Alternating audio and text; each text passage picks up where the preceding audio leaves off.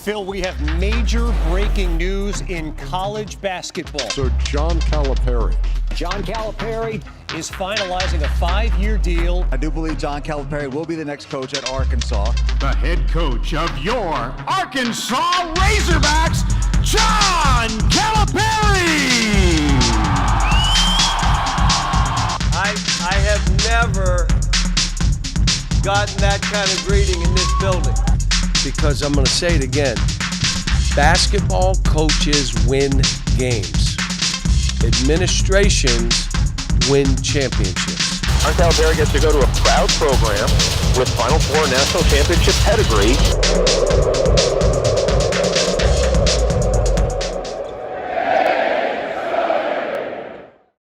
The anticipation is coming to an end. The John Calipari era has began in Arkansas. College basketball is back in 32 days. It's the Arkansas Razorbacks season preview today on the Hoop Southbound Show.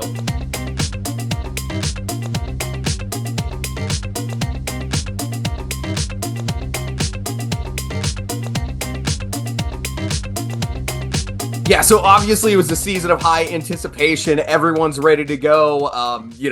You came off Eric Musselman leaving last season, then the John Calipari era begins now in Arkansas. There's been nothing but chaos on Twitter and excitement from the fan base, and then two fan bases going like crazy at each other is Kentucky and Arkansas. It's been a wild offseason. We've seen some great players transfer into Arkansas. We've seen some massive recruiting commitments already in this first season. Maddie, this is a season with a lot of anticipation in Fayetteville. Oh, yeah. I mean, you can just feel it in the air. Even though it's football season, people are ready to see what's going to happen on the basketball court in Bud Walton Arena. There's a lot to be expected from this Arkansas team. You've got a lot of people that are coming into this program brand new, people that already know each other. You've got some people that, have no clue what Fayetteville, Arkansas even was before they came to take their visit. So I think it's going to be an interesting season to have a first-year coach at a program like this to... A Hall of Fame first-year coach. Yeah, Hall of Fame first-year coach in Fayetteville, who's got a lot riding on his shoulders and a lot of players coming in that had big expectations, but nothing like this to have nothing like this at all. And like I said, this should be a complete 180 from where expectations were probably going to be after last season. And speaking of last season, do you want to recap real fast for Razorback fans? And maybe I know neither, but for everybody who maybe is watching this who's not a Razorback fan, kind of fill them in where we were at.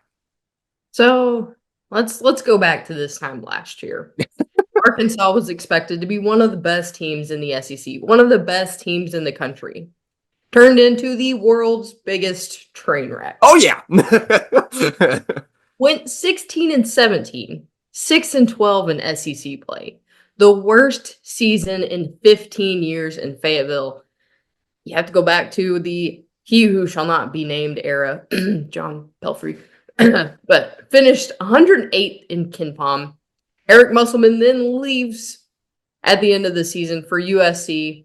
First coach to leave Arkansas since Eddie Sutton, lost 91.3% of offensive production before the offseason was over. Yeah, it was not in a good place for like 5 minutes in Fayetteville. We had no idea what the future or even what this season was going to look like for Arkansas coming into the year. But yeah, no, things just went completely sideways. Like they were one of the most disappointing teams in the country last season because you had a team that some people, like John Fantis, calling Final Four contenders, and some people thinking they could win the SEC, really good basketball team, and it just never got off the mat. It was just a horrible. The season was over by December. It felt like it was insanely anything but expectation, anything but what anybody was feeling. Everyone in their mother was wrong about Arkansas last year. It was absolutely crazy. But this season's got a whole different feel to it. So once Eric Musselman left for USC, Arkansas went on this wild coaching search, and they ended up hiring John Calipari as the new head coach in Fayetteville. Yeah, it was wild. It was one of the craziest coaching searches in recent memory. Calipari flipped 3 of his Kentucky commits to Arkansas, including Knox, Richmond, and Boogie Fland. He also brought in big-time transfers from his Kentucky team, he brought in big-time transfers from his Kentucky team, and then he brought in also Jonas Aidoo from Tennessee and Johnell Davis from Florida Atlantic, 2 of the best transfers in the portal this offseason. And then coming with the new hire was a massive increase of NIL money into Arkansas. Yeah, Calipari's arrival came with a massive boost in NIL. Tyson Chicken, they played chicken fried when he came in to the arena because Tyson basically backed this man and gave him whatever he wanted to make sure that he was the head coach at Arkansas. On3 reported that Calipari has an incoming $5 million a year and a budget of $6 million a year. This year, in CBS's Candid Coaches, Arkansas was voted to have the best NIL situation in college basketball. Exactly what Calipari has at his disposal for NIL via big money boosters and corporate support remains unclear, but it's expected to be a sizable amount of money, especially in terms of the college basketball NIL world. Yeah, Matt Norlander put a pun together this offseason calling it a bottomless piggy bank for Arkansas's NIL situation. It's impressive, whatever is being put together here. And for the way that college basketball money works, it's a lot of money has been put together for the Razorbacks. And with a lot of money comes big-time expectation players. So let's turn to some of these players that we really need to know for this Razorback team, and some of the players that might be very, very key to the Razorback success for this season. Yeah, David, you mentioned that Calipari nabbed from FAU Johnell Davis. He scored 18.2 points per game, 6.3 boards, 2.9 assists, and shoots at 41.4% from 3. One of the top players in this year's transfer class.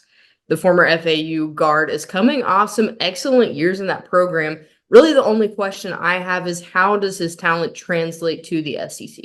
I think he should be fine. I mean, look at the runs he did in the NCAA tournament playing against some of the best teams in the country. They made it to the Final Four 2 years ago, and then they made it back to the NCAA tournament last season. He was even better last season, and he was still, an 8th seed in the NCAA tournament last year.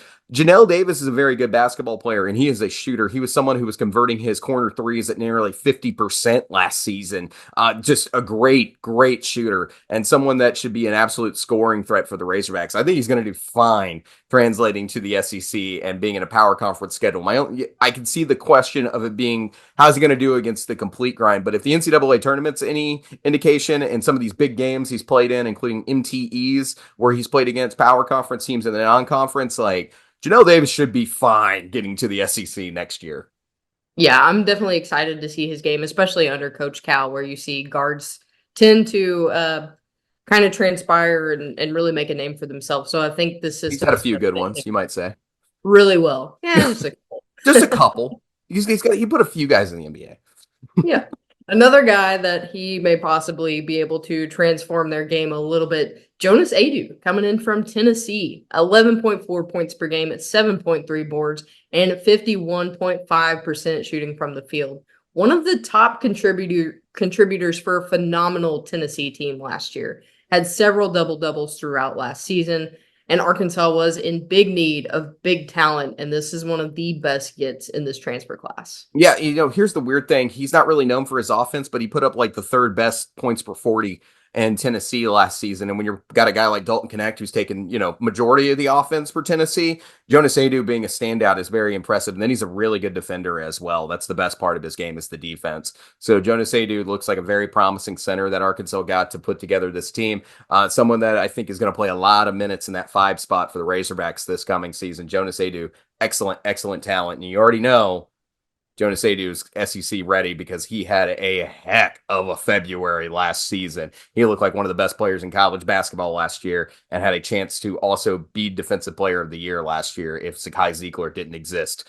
So very, very good basketball player, someone that's very promising coming in from Tennessee. The player here, this isn't going to be really the best stats that you're going to see out of anyone, but I think it's a key piece for the Razorbacks this coming season. Someone who's got to be able to lead this team, knowing what John Calipari wants, and also knowing how to be a leader on the floor, and that's DJ Wagner. Now, he had a bit of a disappointing season last year, but he was a 5-star prospect and one of the most highly recruited players in the country last season. He's a very good basketball player. His family's got a lot of relationship with Cal, and he's also played that last season there with Kentucky last season. Now, again, the stats aren't going to just jump off the page for you. He put up 9.9 points per game last season, roughly 2 rebounds a night, and getting close to about 3.5 assists. Played some decent defense, not the world's greatest. The big concern was the 3-point shooting last year. He just wasn't electric. He shot 29.2% from 3 last year, but he had a lot of guys around him who could also make that 3-point shot. One big key component here that I want to talk about DJ Wagner is in games when he played, I believe it was under 18 minutes, Kentucky had a lot of losses. Some of their biggest losses last season came in games where DJ Wagner did not play 18 minutes for Kentucky. So he was really a glue guy. That's why you kept seeing him out on the floor, even though Kentucky fans were upset about it. Look at the Oakland game last season, 17 minutes in that game. Didn't play against UNC Wilmington. They end up losing that game. Gonzaga game, he only plays 14 minutes. So that 18-minute threshold last season for him, big games that they won, he played. He played 35 minutes against North Carolina. They win that one.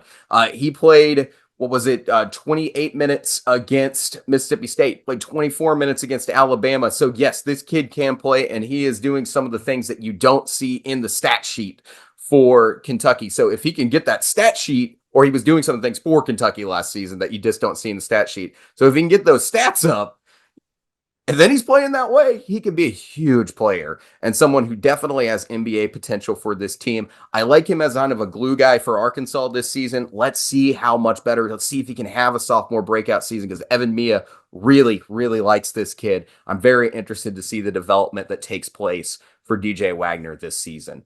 All right, Maddie, let's turn to the rest of this Razorback roster. This looks like a lot. We were kind of concerned about depth for the Razorbacks overall. But let's start with the front court here. What are your thoughts on the front court for the Razorbacks? I mean, like I mentioned, Jonas Aidoo is going to be a phenomenal, outstanding player. But then you've got other forwards that are, if not just as good, possibly have some room to grow and may be able to outshine Aidoo. We'll see. You've got Big Z that also came from Kentucky. You've got Trevin Brazil, who had a little bit of a disappointing season last year, but maybe we'll see some of the behind-the-scenes stressors kind of left, and maybe he'll be able to play some real basketball. You've got incoming freshman Carter Knox. Aidoo Thiero, who I absolutely loved to watch last year for Kentucky, also came in. So you've got a solid front court that I believe is just going to be phenomenal for this Razorbacks team, and something that Arkansas fans really haven't been used to as of late. Yeah, I will say I think the front court's the best part of this Razorback team. There's experience. There's guys with high potential in this front court. The wings also look very, very interesting on this team. You know, when you talk about those hybrid positions, Billy Richmond's also a super athlete on this team. Trevin Brazil, while it was kind of disappointing last year, also put up some very interesting numbers that actually show a lot of promise, and he's coming a year off of injury now. So let's see if he gets better here year 2 off of injury. And he's got some really good point guards around him, which was something he had in that first season with Anthony Black at point for Arkansas and Eric Musselman. He's got some good guards here to help him out and maybe open up his game a little bit more for this coming season in the backcourt. When you look at that backcourt, Boogie Fland stands out to you. Obviously, one of the best freshmen coming into the SEC for next season. High ceiling for him. DJ Wagner's in that backcourt as well, and then Johnell Davis, who I think is going to be a key piece for the way that Arkansas's backcourt operates this year. It's not an extremely deep backcourt, but you got some very, very talented pieces coming into this team. We're going to see some guys mix around a lot on this rotation. I do want to mention one interesting player, so I'll come back to that. So, Maddie, just your thoughts on the backcourt, and then I'll come back around with my thoughts. Yeah, so I think we've got a lot of interesting pieces in the backcourt. And I think once they have the opportunity to gel together, we're going to see a very fluid, solid running offense and also a solid running defense. You mentioned DJ Wagner earlier. He's got a lot of stats that aren't generally recorded on the stat sheet, like you were saying, a lot of pass to assists, just kind of being a floor general in particular and being able to lead an offense and lead a group of guys. I think he's hopefully settling into that a little bit more, and having his old coach at this new system is also going to be a big help for that. Yeah, absolutely. I mean, we were talking about DJ Wagner, third generation McDonald's All-American here. His grandfather was a McDonald's All-American. His father played for Cal at Memphis and was also a McDonald's All-American. And then he's coming back around for this team as well. The family ties are very strong. When you go up and down through this roster, there's a lot of guys who had dads or family members play for Cal at some point on this team. So it's very, very interesting when you get into all the relationships that have been built here. I'm very excited to see what DJ Wagner can do. Now, the other point I want to make is that there's two players in this backcourt that I really don't think are getting any kind of hype, and not really should, just get like superstar hype or anything like that. But I do think they're guys that might see some minutes. Because like we know Cal was talking about like the new idea for his walk on, going back to the old school where you put them on scholarship, but they're really, never going to see the floor. They're kind of guys who help out in practice, but you're making sure they get their education in the process as well, whatever, and see if they work their way on, onto the NIL and everything else. Two guys though that I think might see minutes. Melo Sanchez, who is a transfer out of Hawaii Pacific, out of the D2 level, and then Casimir Chavis. These two guys, I don't think are going to be anything that you're going to see significant minutes out of on this team, but I think that they can be some guys who see 5 minutes a night kind of guys come in when you got a little bit of foul trouble and you just need someone to eat some minutes kind of situation. Melo Sanchez, though, when you look at his numbers, very interesting guy here. 14.6 points per game, shot 34.6% from three, also averaged 4.8 rebounds a night and 1.7 assists a game. Look, I'm not saying anything like this kid's going to play a lot, but I do raise that we've had this happen even last season in the SEC where we saw D2 players step up and play a couple of minutes. For instance, Georgia last year, RJ Sunahara played about 10 minutes a game for Georgia last year and ate a lot of minutes and brought some culture aspects to that Georgia team to try to get them better. And he did a lot of intangible things. So like RJ Sunahara was a decent player for Georgia last season. I think that Melo Sanchez can find himself in like a 5-minute role for this Razorback team, and somebody who could eat some minutes and play some just foul trouble minutes or whatever you need late in the half when someone's got 2 fouls and they really can't be on the floor right now. Or, hey, this guy got a quick third foul to start the second half. Let me put Melo Sanchez out there for like 2 minutes and see if I can't talk to this kid and make sure he's settling down and playing defense right. Whatever you got to do. He could be a role player in that sense. So I do think there are a couple of guys on here who will find the rotation, won't see anything significant, but like should be guys who eat a couple of minutes when you're trying to get through this depth on this team. But yeah, overall, Maddie, we were talking about that depth. Actually, it looks like a 9-person rotation. What's kind of your thoughts on the versatility of this team versus the depth of it? Yeah, like you said, the team is definitely not too particularly deep. A lot of these players are guys who are capable of playing several different roles and different sets. You've got Aidoo Thiero and Carter Knox, who are guys who could play anything from the front court to the back court. Kind of the Swiss Army knife is the theme that I've been going with these kind of guys this season. We saw Aidoo Thiero do that a lot last year with Kentucky. Boogie Fland kind of fits anywhere in the backcourt as well. You could see him taking a variety of spots there. And then you've got Brazil and Big Z, who are guys that can play either the 4 or the 5. And some people are thinking that maybe with the lineup and the front court that we have, Brazil could even be seen playing in the 3 spot with this lineup. Yeah, and a possible big lineup. That's something that you could do if you've been working on that this offseason. I've heard some thought on that as well. Let's go ahead and turn to the whiteboard. Actually, I want to take a deeper look at this and help people kind of visualize the concept of this team, especially on the offensive end. So let's go ahead and jump to that whiteboard. What you're looking at here is a visualization of the possible rotations for Arkansas and the efficiency of their offense. The first rotation are guys we have data on. You got DJ Wagner at the 1, Johnell Davis at the 2, Aidoo Thiero at the 3, Big Z at the 4, and Jonas Aidoo at the 5. The highest points per shot here is Big Z with 1.1 1.59. There are smaller sample sizes on him, but he was highly efficient with the time that he was given last season. The lowest is DJ Wagner at 1.11. Wagner had a fairly rough season last year, as we mentioned, was the most efficient guy in the world. If you ran this rotation out, and these guys produced at this rate, this rotation would be at 1.29 points per shot. If Arkansas plays at the same pace that Kentucky did last year, that would translate to 94.4 points per game. Let's change that up. So let's sub Trevin Brazile in for Big Z. Brazile was 1.38 points per shot, and we have a little bit more data on him. Where does that put Arkansas? They're still at 94.4 points per game and 1.29 points per shot. So how is that possible?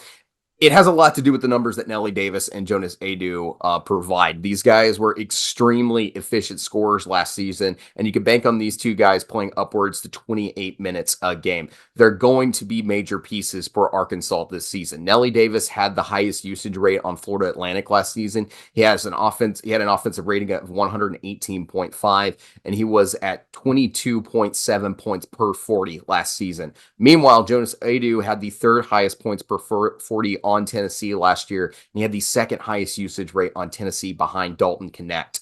Big focus players, over 1,000 points combined last season between the two of them, and they averaged a combined 33.2 points per game.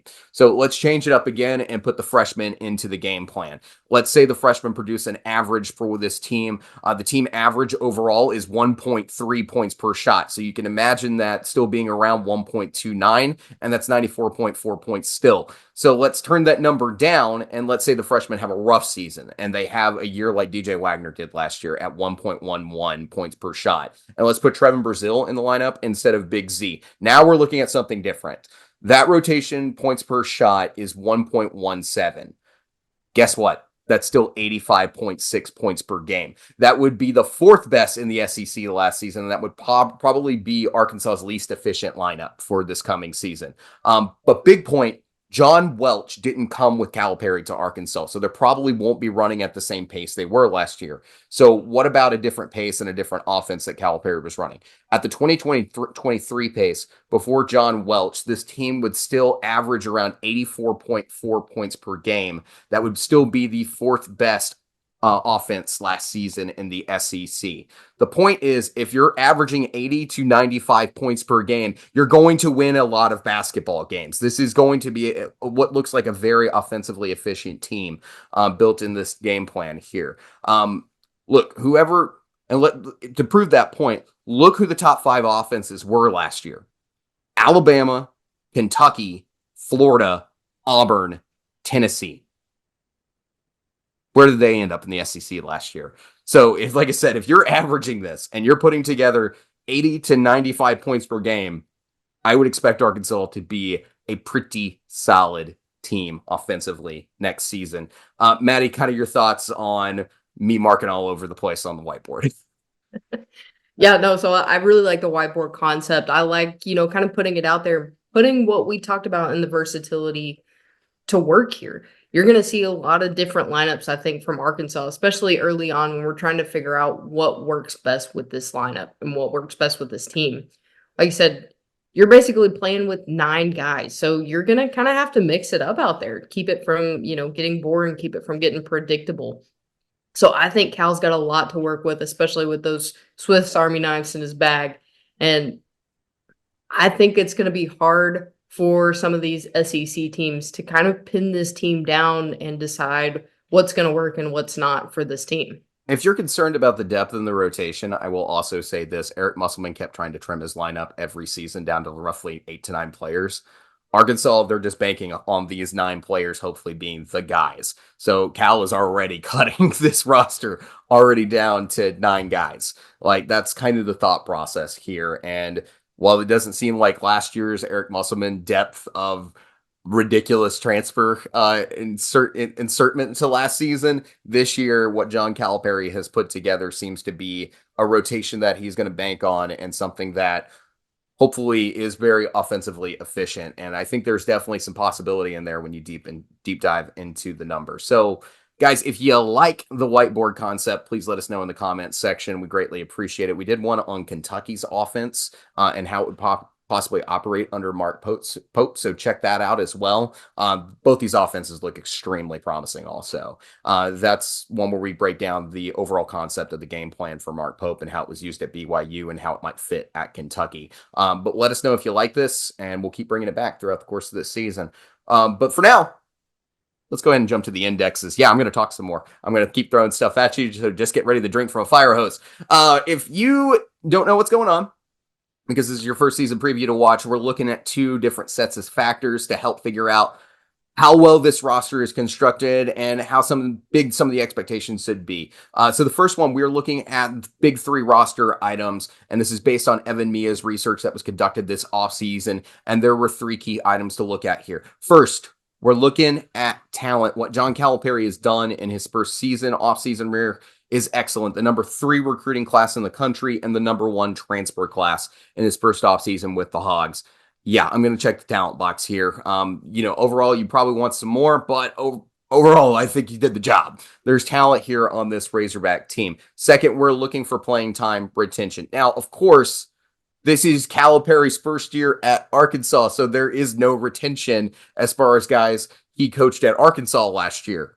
But the players he brought from Kentucky, he retained 59.8 minutes per game between 4 players. It's not the best we've seen, but it's a first-year coaching situation. I don't think this is overall bad. Third, we're looking at the retained players and looking for guys who were playing for this coach for a second year or more for college basketball under Calipari. Again, not the greatest, but not bad either. Aidoo, DJ Wagner, Zvonimir Ivkovic, also known as Big Z, and Kareem Watkins all played for Calipari at Kentucky last season. So you're bringing in a few guys.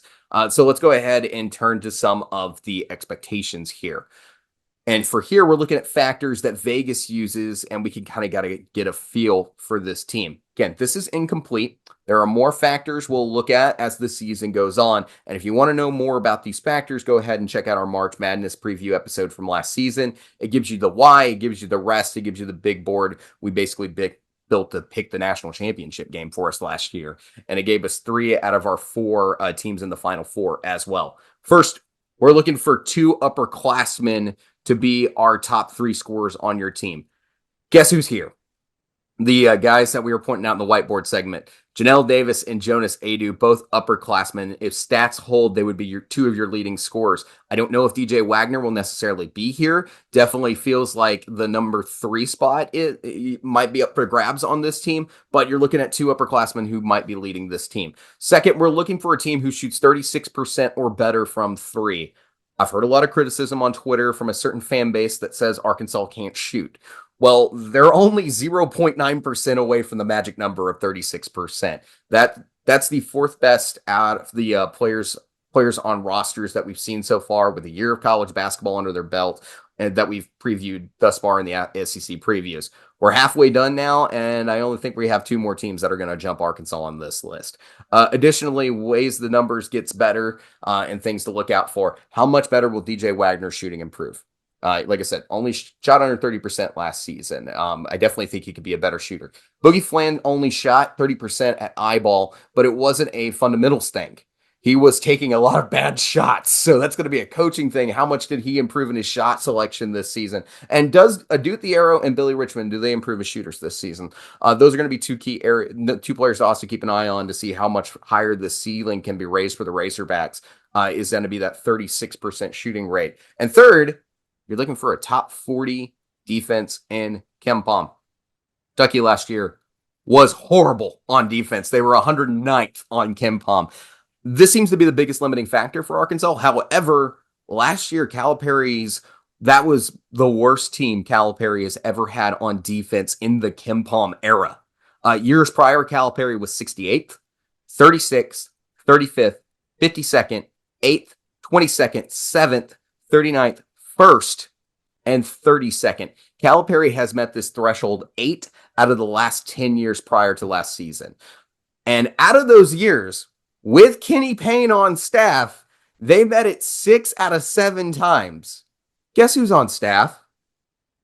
Certainly can see this area improving for the Razorbacks. I know there's going to be some Kenny Payne jokes made in that section, Look, you could be a really great assistant and not be a really good head coach. And I think that might be the case with Kenny Payne because he was excellent as an assistant coach for Kentucky over the years. Also areas this could get better. Jonas Aidoo had the best defensive rating on Tennessee last year. Johnell Davis had the third best defensive rating on Florida Atlantic last year. Big Z had the best defensive rating on Kentucky, but had a limited sample size. And then Aidoo Thiero had the third best defensive rating with players who played more than 20 games on Kentucky last season. Additionally, Carter Knox and Boogie Fland, also decent defenders coming in as freshmen as well. Hogs got a good ceiling opportunity here. They have to improve the defense and just shoot a little bit better. You know what? I'm not going to say it. I'm not going to say it. I'm not going to say anything else. I'm just saying I like the paper. Paper looks nice. Maddie?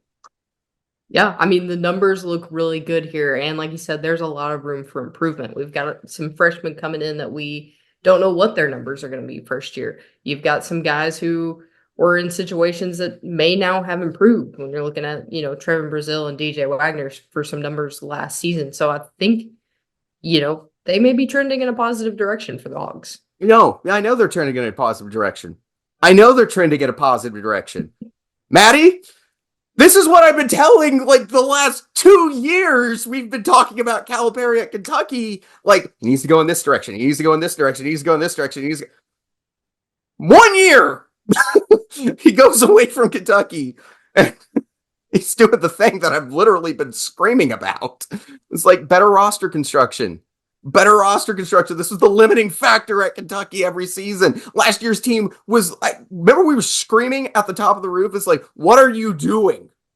When he put last year's team together last year, and it's literally all expectations come true in that Oakland game where it's just Mitchell and, Antonio Reeves are the only players who are playing well in the NCAA tournament. We're just screaming, can you please just redo the way you do teams? And I was Kentucky's got to move on if Cal's not going to change.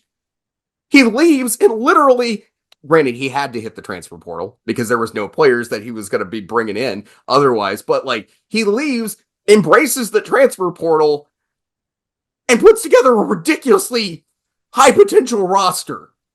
This thing has more potential than all the talent that Kentucky had last season. That's the crazy. They had NBA stars on that Kentucky team last year. They got experienced, really good players, and also a combination of infusion of talent here with guys who have NBA potential.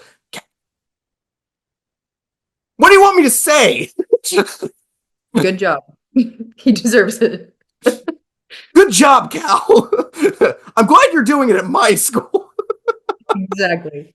Could you imagine if they did that at more Kentucky potential in doing things this way? I just see so much more because we talked about it. We talked about it last year in the Kentucky preview. The average number of freshmen was going down in the Final Four. It was almost 4 players per average in the Final Four of McDonald's All-Americans. That number dropped to below 2. Where are we at now? Cal's bringing in super seniors and high-end transfers in combination of his high-end potential players. Been begging for this. All right, David, now that you're tame again, maybe we need to jump into this Arkansas schedule. Well, not much of a schedule because at time of recording, Arkansas has not released their official schedule yet. However, we've got some pretty good ideas, and there are some sites that have kept up with some leaks. So we put the schedule together as best we can. Let's go ahead and take a look as to what we believe that will be. Yeah. So Arkansas is slated to start the season out against Lipscomb and will head down to Dallas to face one of the best teams in the Big 12 and former Southwest Conference rival, the Baylor Bears. Yeah, no, this is an exciting matchup and one that's got a lot of promise. Obviously, Scott Drew, another big name in the sport right there to start the season off here early. Baylor's projected to be somewhere in the top 5 teams in the Big 12, have a chance maybe to compete for a title here. It's going to be a different look, though, for Baylor. They've got 2 experienced guards headlining this team out of their 4 returners like Nunn and Langston Love. They're going to be guys who put up about 11 points a game, or at least that's what they were at last season. Overall, Scott Drew ended up losing 8 players this offseason, including freshman standout Jacoby Walter and Ray J. Dennis from last season. But he picked up 3 transfers in the portal on this team, and Jeremy Roach being one of the big ones. And then Celestine is another one at 9.9 points per game out of Cal. He's also got some powerful conference experience at 40 and also hit 44% from 3 on his 4 attempts last season. And then Norchad Omir, big one out of Miami, 17 points per game, 10 rebounds per game for Miami last season. Again, looks like another promising Baylor team, what we've come to expect out of Scott Drew. And this is going to be an electric one. If you love the 80s and you love the Southwest Conference, this is going to be one of those games you get excited about. And the schedule is shaping up promise for us who love Arkansas history, because we're going to have Baylor, Texas, and Texas A&M on this schedule this season for the Razorbacks. So a lot of optimism there as well. But yeah, I'm really excited about the Baylor game. Yeah, it should be a good one. And after Baylor, Arkansas will get 3 straight home games against Troy, Pacific, Little Rock, and Maryland Eastern Shore. Then it's off to Kansas City on Thanksgiving, where they will face Illinois. Yeah, interesting game here. We've seen Illinois a couple of times now prop up in the previews. They're playing obviously some teams like Missouri. There's a few others that we've mentioned as well. I believe they're playing Alabama as well. And as I've mentioned in those previews, we really don't know what to exactly expect at Illinois this season. They might be like one of the top 5 teams in the Big 12, might be in somewhere in the top 7. We don't really know. They look like a tournament team, but we're not exactly 100% sure. There was a lot of players that they're, lost this offseason. Terrence Shannon's gone. You've also got Coleman Hawkins, who left this Illinois team. So it's going to be a very different feel for Illinois this season. Brad Underwood has, though, put together a very competitive schedule, and he still wants to win at Illinois this season for sure. Big players they've got here. Trey White is coming off a great sophomore season with Louisville, where he was averaging 12.3 points per game and 5.9 rebounds. He's going to be joining this Illinois team. Also, Will Riley is going to be joining this Illinois team. There's a lot of good players and some talent that they've accumulated here. But again, this is just one of those teams out of the Big Ten that the SEC is facing, just like Ohio State, where we don't know exactly what to expect. And it's good this is at a neutral site, because as long as Illinois is somewhere in the top 50 in the net, it provides an opportunity for a quad 1 win. And I do think this is a game that Razorback fans will be willing to travel to, with it only being 3 hours away from Fayetteville. So this is a really good case scenario for Arkansas to face Illinois here. Yeah, I think the Illinois game is going to be very telling for the rest of the season. And after that one, another game that might be a little bit telling. We've got the ACC SEC Challenge, and Arkansas will head to Coral Gables to face Miami. Yeah, so Miami was also one of those teams that were super disappointing last season. They came off that Final Four run. Another team that may have had a chance. A lot of people are talking about them being 2nd or 3rd in the ACC. Also a team that fell flat on their face last year. So it's interesting that this is the matchup in the ACC SEC Challenge. But this is probably one of the bigger games for that first night there in the ACC SEC Challenge, for Arkansas and Miami to be playing each other. Both these teams look like they may finish somewhere in the top half of their conference. A lot of promise there. So this is a well put together game here. Nigel Peck is going to be joining or returns for the Hurricanes this season. 13 points per game last season and 4 assists. And then also you got Jalen Blackman, who's going to be joining. He averaged 21 points per game against Stetson. You can go check out some of his highlights in that UConn game where they played. And then AJ Stanton McCray, 12 points per game, 5 rebounds per game for Samford last season. They're playing for Bucky McMillan. They've lost some key players, though, for this Miami team.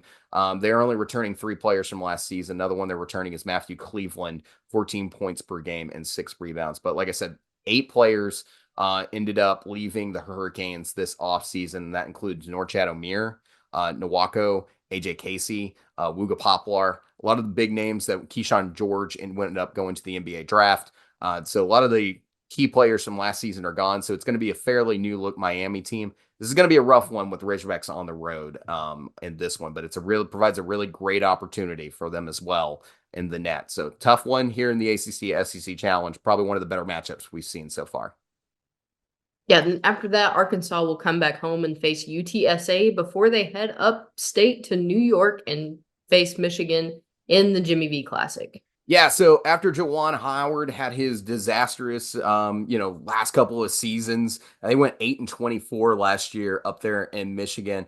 Wolverines end up pulling in Dusty May out of Florida Atlantic. This is going to be an interesting one with the Johnell Davis storyline there. He's facing his old coach. Dusty May is going to be doing things. It's going to be a brand new look Michigan team up there, and this is going to be another tough game for a really good coach versus a really good coach. So for this Michigan team, one player that you're definitely going to be familiar with when you're watching this one, you got Auburn transferred Trey Donaldson, who's going to be at the point here.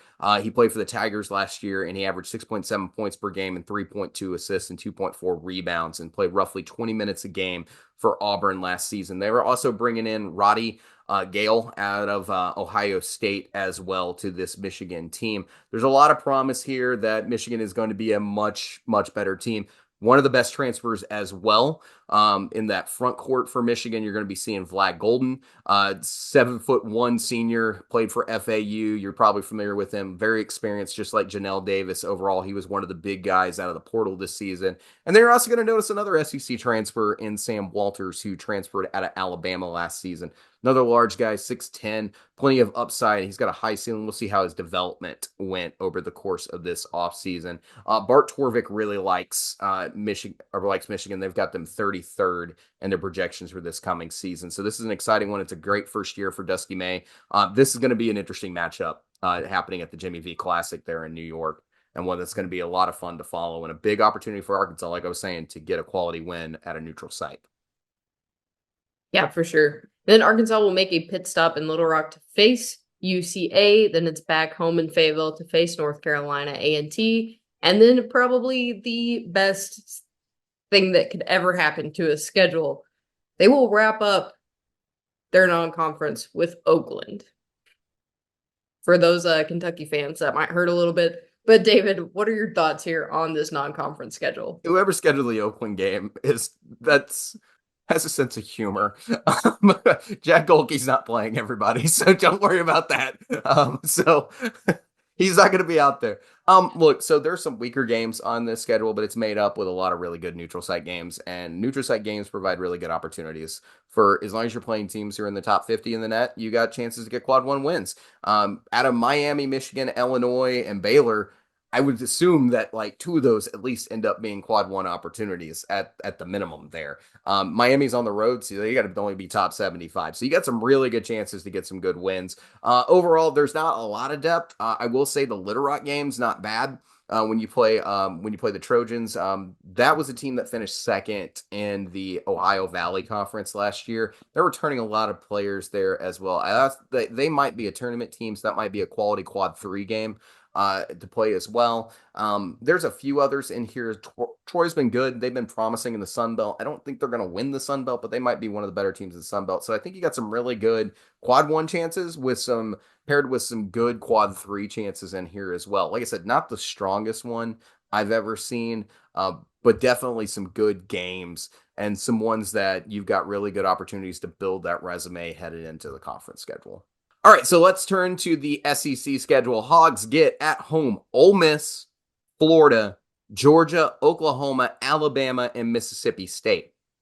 On the road, they've got Tennessee, Kentucky, Texas A&M, Auburn, South Carolina, and Vanderbilt. And then they're home and home. They've got LSU, Missouri, and Texas. Maddie, thoughts on the conference schedule? I mean, I like the schedule overall. I think it's an absolute shame that we don't have Kentucky as a home and home series. But this is going to be a fun one. I like the chances at home and some chances on the road. We're going to see some hard battles, but I think we have the potential to come away with some good wins and put us in a good position in the net. Okay, so I'm going to point to 2 games here. First, I'm going to hit the highlight that everyone's talking about storyline-wise on February 1st. That's Cal's return to Rupp. Going to Kentucky for that game. That's going to be a very tough battle with a very passionate crowd, and it should be a very great basketball game to follow. That's going to be one of the more interesting games here to start, in I'm going to call it the middle of conference play at that point. So we should get a feel for who both teams actually are at that point in the season, and we're moving toward March at that point.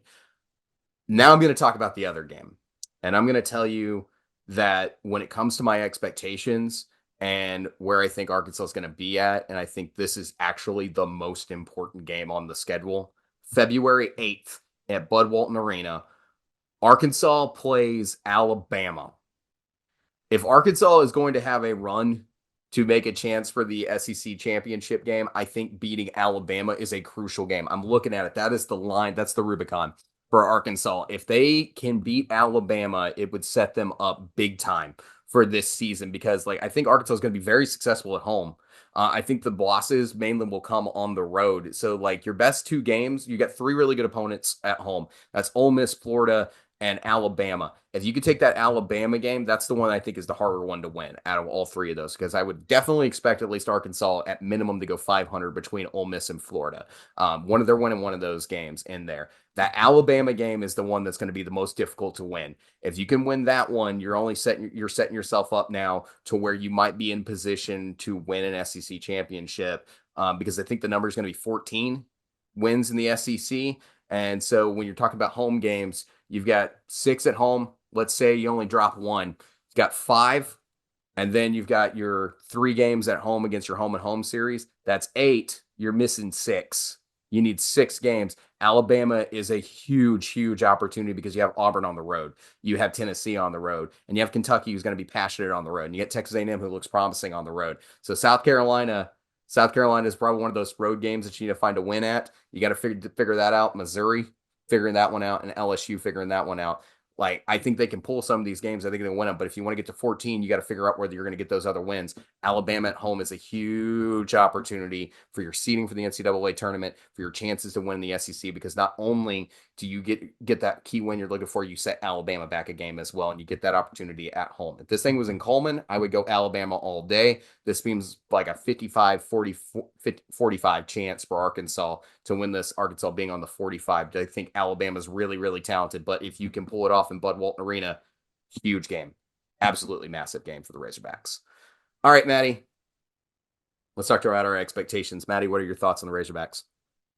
So I'm going to go 22-9 for the Hogs this year. I really, really want to put this number higher, but with some difficult challenges early on, I think we see a couple of games dropped. While we have some good continuity in terms of players who have played together and played with this coach, you still have a lot of spots that will need to click into place based on the different styles of play. So I think we're going to see a few fumbles, but I don't think anything that's going to keep Arkansas out of a tournament this season. Yeah, I definitely, they're making the tournament. I've got faith that Arkansas is going to make the tournament this year, which I don't know if faith is a dirty word, because a lot of teams I've said have faith for some reason fall on their face here of late. But for Arkansas, I feel good about the situation that they're in. They feel like they should be a tournament team. I've got Arkansas 23-8 and going 12-6 in conference play. I think that number should be somewhere around 22.5. And I've got them positioned at 4th in the SEC. I think there's a floor and ceiling defined here for this team. Ceiling, you might win the SEC with some breaks, and this team really comes together and things go well. Floor feels like this team might end up somewhere around 8th, and that's probably a 20-11 win season for this team. There is a path for them to fall below that floor, but it would involve them losing a lot of the 50-50 games I've got circled on the schedule. So that would be like the worst case scenario. There is also a path for them to win a lot. And I just mentioned a big one there, that Alabama game. I keep looking at it and I'm like, that's a massive, massive, massive game on this schedule. So depending on how that goes, that would be, to me, what direction the SEC is actually going to turn in. But again, I'm building my standings off confidence, and with a first-year coach, anywhere finishing in the top 6 would be really solid for Arkansas. And I've said it once, I'll say it again. There's going to be a team who finishes somewhere outside the top 3 or 4 in the SEC and may even fall all the way to 8th, who is capable of putting together a Final Four run out of the SEC this season. So this is going to be a tough year.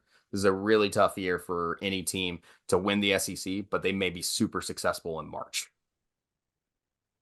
Yeah, I mean, I think we're going to see a lot of good things from Arkansas this season. I'm going to knock on some wood because I feel like we said that last year. Yeah. But I feel like there's a lot more promise and some substantial numbers that tell us we're right in this case. The numbers are promising. The paper looks promising. A lot of things look good. we're just going to have to see because, the paper liked us last year. The paper liked us last year. Let's see what the paper does this year. But overall, I'm excited as a Razorback fan. I'm excited as a basketball fan because there's going to be so much good games going on. I'm excited for this overall, and I know our audience is excited for it. So, guys, thank you so much for watching today. If you have not already, please like and subscribe to the Hoop Southbound Show. I know I'm about to open the floor up to a lot of different people talking to this, but how do you think Arkansas is going to do this season? You know who I'm talking to right now because there's going to be a certain fan base that comes in here and is going to say a lot of things. So go ahead, drop it in the comments section. Guys, if you're a Razorback fan, we have a lot of content out there on the Razorbacks. We've put together our portal episode, which takes a look at all the portal transfers that the Razorbacks had, including the Kentucky guys, Aidoo Thiero, and the Kentucky guys, Aidoo Thiero, Jonas Aidoo, and Johnell Davis. I had to skip it because Aidoo Thiero and Jonas Aidoo are going to mess me up this season. Like that's just how it's going to be. But yeah, we got that portal episode put together. We also have the 3 freshmen, a freshman 15 video for each of them, including Boogie Fland, Carter Knox, and Billy Richmond. You can go check out highlights in the scouting report on those guys and take a look at what your thoughts are for them for this coming season. So a lot of content out there that we have for the Razorbacks. But guys, if you've not already, please like and subscribe, and we'll see you guys soon. Thanks, guys. Have a great week.